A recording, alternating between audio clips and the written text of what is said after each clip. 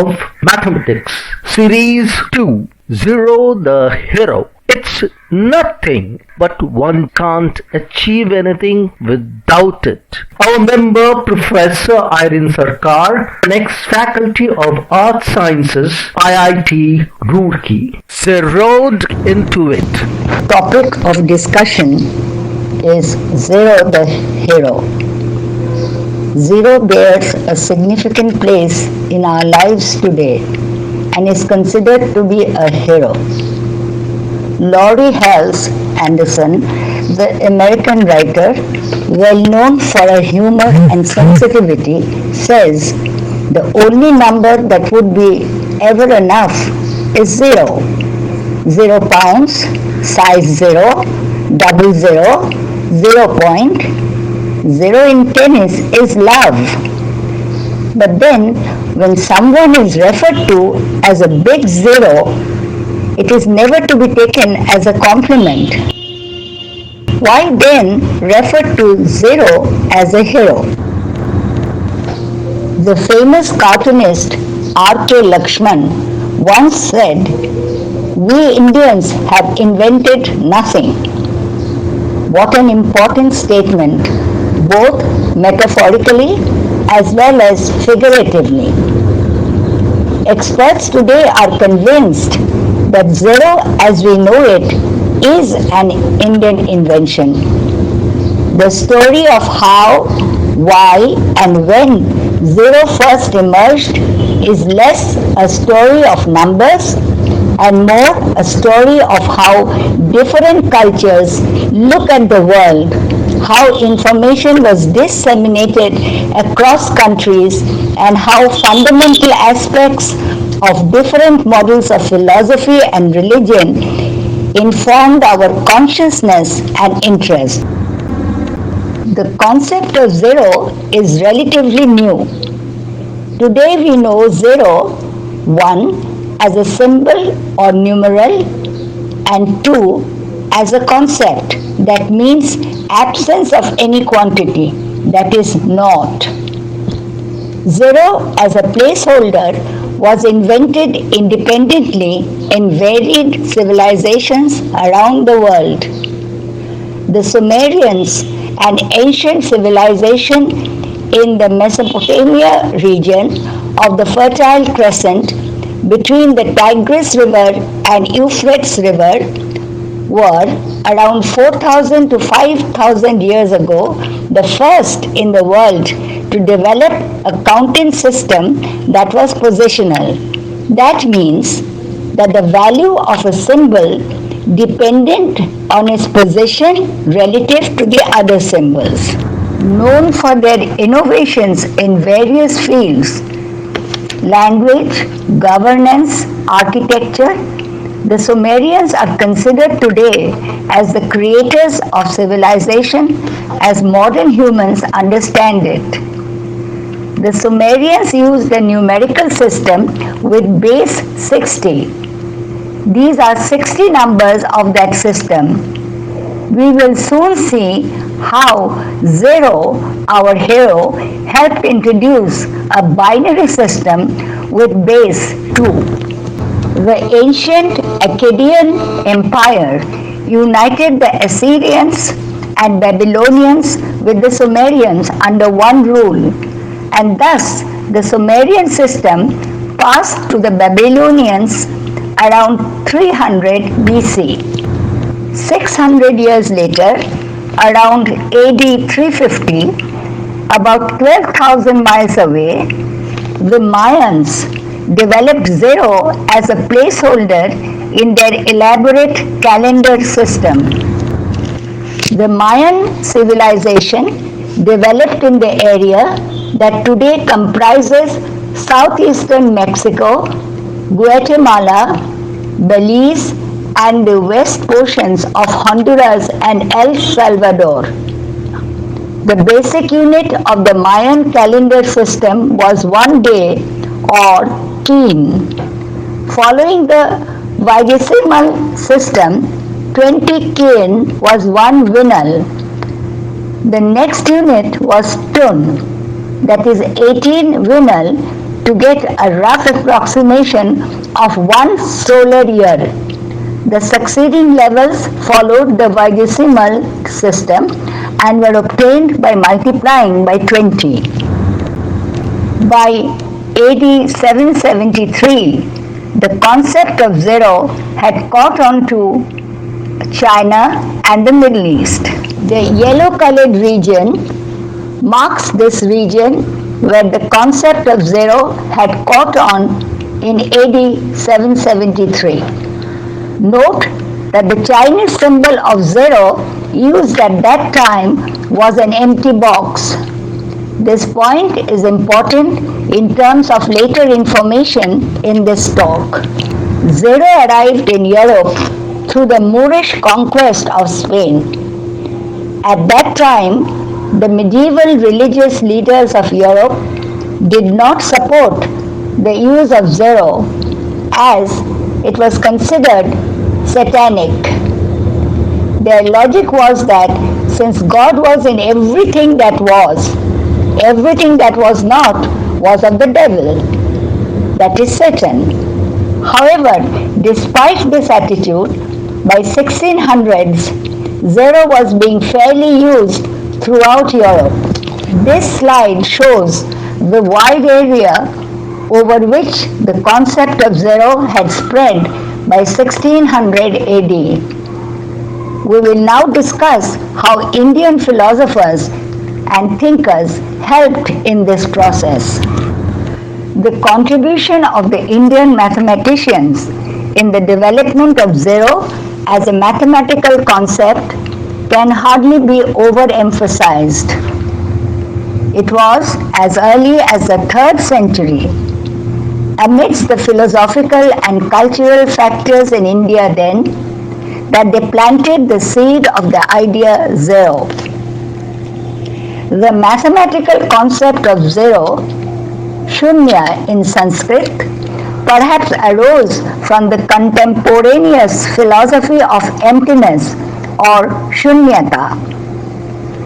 In his book, The Crest of the Peacock, Non-European Roots of Mathematics, Dr. George Gevorghys, an Indian-born African mathematician specialized in history of mathematics, suggests that from the Sanskrit word shunya, meaning void or emptiness, combined with the early definition of lack and deficiency, as is found in the Rig Veda, the word shunyata arrived. This word shunyata was also the Buddhist doctrine of emptiness, or emptying one's mind of impressions and thoughts. India proved fertile ground for the evolution of zero from a placeholder to a numeral. Project Zero, a collection of academics who are trying to determine the origin of zero, mention that really the first place where zero was used as an equation was in India with the Vedic mathematicians. Indian mathematicians were able to conceive and fully invest in it because of their philosophical understanding of shunya, that nothingness is the natural counterpart of something. At a time when mathematics was more an expression of philosophical ideas and reasoning, and directed towards abstract subjects like astronomy as opposed to commerce, this was an important step forward. Says Professor Marcus du Sautoy of the University of Oxford, the creation of zero as a number in its own right, which evolved from the placeholder dot symbol found in the Bakshali manuscript, was one of the greatest breakthroughs in the history of mathematics. The birch bark scroll is the Bakshali manuscript. It was found buried in 1881 in Bakhshali village, now in Pakistan. Carbon dating places it as the 3rd century manuscripts. The black dots shown in the figure are the first recorded use of the mathematical symbol for zero. The West could never have conceptualized zero. The Indian mathematicians were influenced by the astronomical models and mathematical equations of the Greeks. But the Greeks really abhorred the idea of nothingness. Pre-Socratic schools of thought were convinced that there could be no such thing as nothing. Nothing cannot be something, so reasoned Aristotle. Project Zero academics explain this deeply ingrained aversion to emptiness prevented any mathematical equation involving zero. The very idea was offensive to the Greeks. On the other hand, India proved fertile ground for the evolution of zero from a placeholder to a numeral. The concept of shunya was embraced completely and explored as being complementary to the concept of fullness. It's not just maths or astronomy that this concept influences.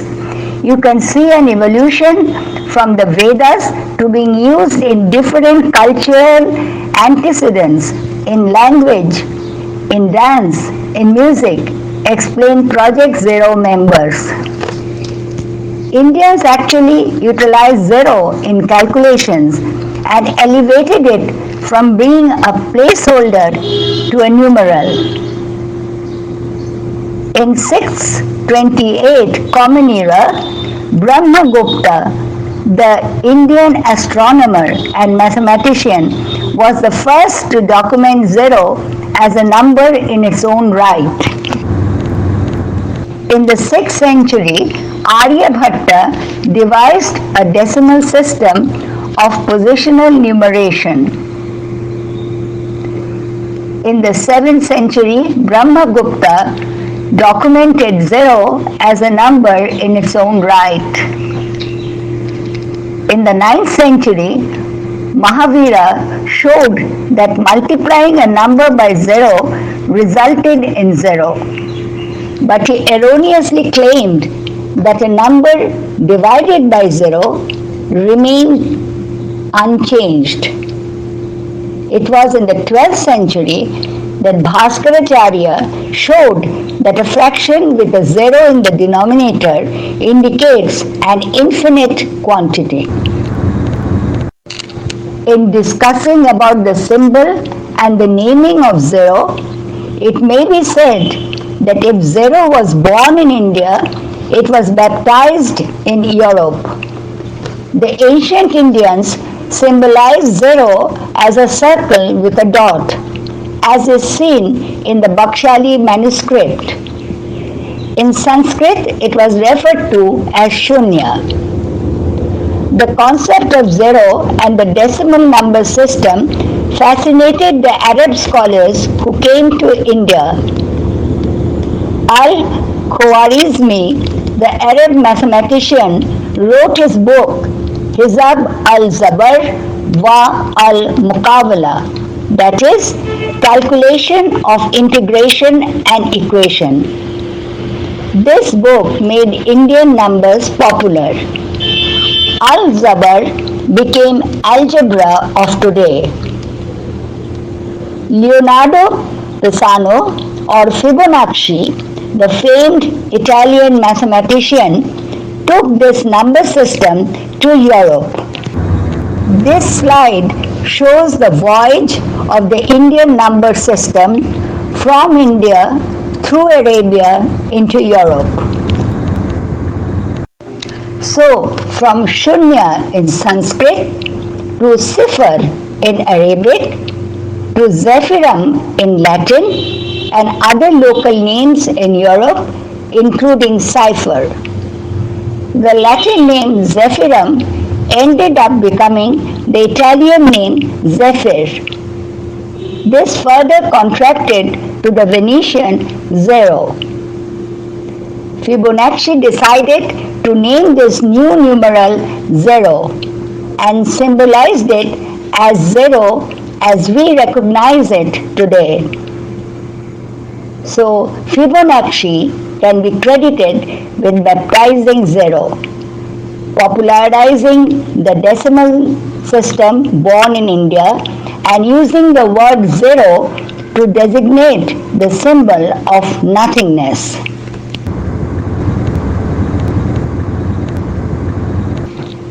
Let us then summarize the significance of our hero in today's world. Number 1, Leonardo Pisano had written in his book Liber Apache with the 9 Indian figures 1, 2, 3, 4, 5, 6, 7, 8, 9 and 0, any number may be written.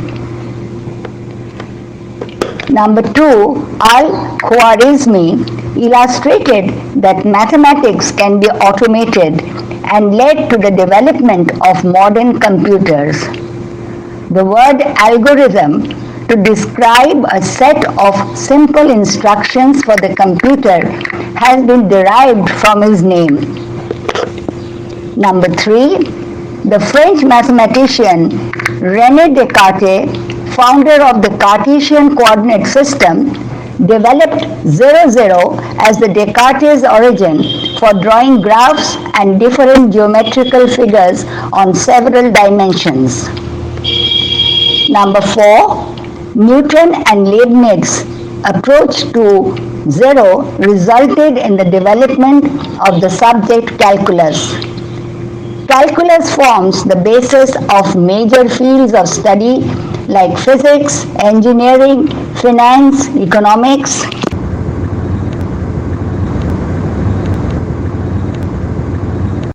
Number 5, algebra, algorithms and calculus. The 3 pillars of modern mathematics are the result of 0, the notation for nothing. Number 6, computers, an integral part of our daily life today, uses the binary system with the digits 0 and 1 only. Computers are made up of billions of transistors. The switch of a transistor is activated by the electrical signal it receives. 0 and 1 reflect the on and off states of the transistor. Number 7, may we then proudly say that India, by adding 0 to the positional system, unleashed the true power of numbers, advancing mathematics from its infancy to adolescence and from rudimentary to its current sophistication.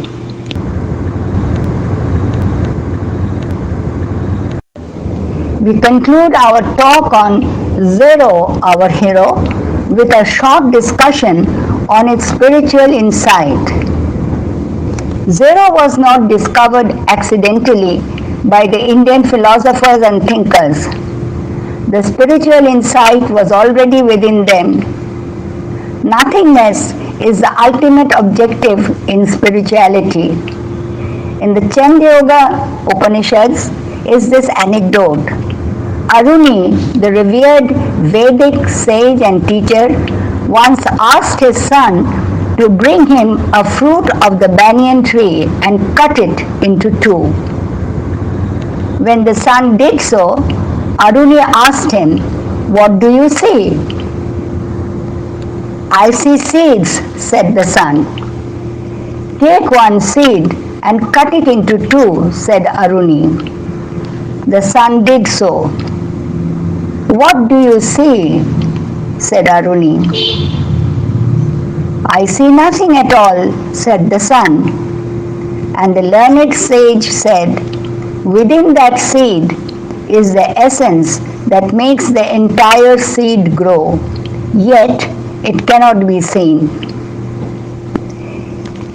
Meditation is zeroing on the thought process, and dhyana is the attainment of no thought. And all great discoveries has risen from this no thought mind. Thank you. Thank you all for watching the program. Hope you have enjoyed it. We have a small request for those who have watched it on YouTube. Click on the subscribe button.